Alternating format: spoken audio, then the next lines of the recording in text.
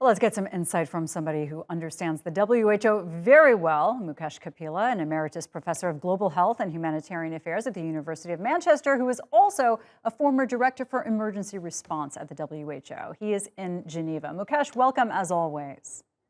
Thank you. So, couldn't you say that one of the biggest problems during the pandemic was wealthy countries making deals with suppliers ahead of time before the WHO's efforts to make things more equitable could even be funded? Is the WHO getting too bad of a rap here unfairly? Yes, I think people are being somewhat unfair to WHO. You know, we've all learned from the COVID experience that diseases don't stop at borders, and so we need a globalized international effort. And what COVID told us was actually the best and the worst of international cooperation. To be honest, our global health system led by WHO is only as good as the sum of the parts. So if countries, rich and poor, north and south, don't do their part fairly and equitably, then I don't think we can blame an organization in Geneva if we are suffering around the world. I remember talking to the WHO's head of logistics during the pandemic, who talked about the fact that so much of the world's supply of protective gear, et cetera, comes from China. So when China has a big problem and has to shut down because of the pandemic, there's no way to get anything. I mean, that's a problem in supply chains that existed long before the pandemic.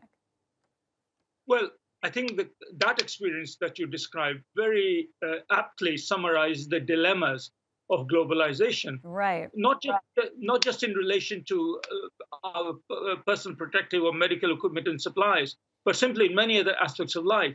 And what that means is that we have to revisit how countries achieve their domestic security on these matters, whether it's to do with food or whether it's to do with essential medications and supplies. And that globalization 2.0, as some have called it, I think goes well beyond WHO, but calls for an investment to build from bottom up the capabilities of countries all around the world. Yeah, or just have massive contingency plans in place. And you can't really stockpile that far in advance anyway, because goods go bad and need to be replaced. But also I wanted to ask you, given that you've been there at the WHO, what do you think is the most valid criticism of its handling?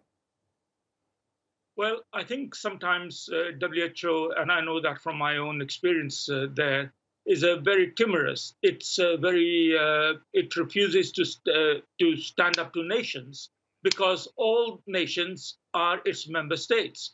So therefore, it is bound to listen to its stakeholders. And of course, some countries are more important than others. That's what geopolitics is all about. But it's been interesting to observe Tedros, who I know quite well and seeing him in action over the last several years, is how much bolder he has become compared to what he was at the beginning. So, for example, now he is outspoken in a way that he was not so outspoken when he first came into position. So I think people are learning, and Tedros has learned, and WHO has certainly learned, that it's not hiding for nothing. It needs to just stand up when things go wrong, either internally or in relation to what countries do in parts of the world, and to be able to call truth to power. And if it does that, actually its status is going to increase in the world. And to do it without fear or favor to anyone, which WHO incidentally has in the past been very good at. All right, Mukesh, always good to talk to you.